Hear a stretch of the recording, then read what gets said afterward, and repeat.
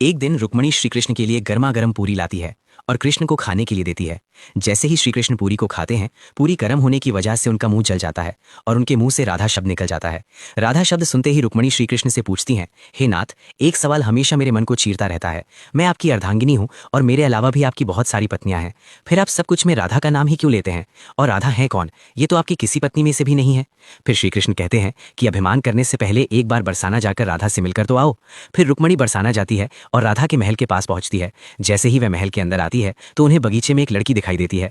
रुक्मणी उस लड़की से पूछती है, क्या तुम ही राधा हो? लेकिन लड़की बोलती है कि मैं राधा की दासी हूँ, राधा तो अपने कमरे में है। तभी रुक्मणी राधा के कमरे की ओर जाती है और सोचती है कि उनकी दासी इतनी सुंदर है तो राधा कितनी सुंदर होगी।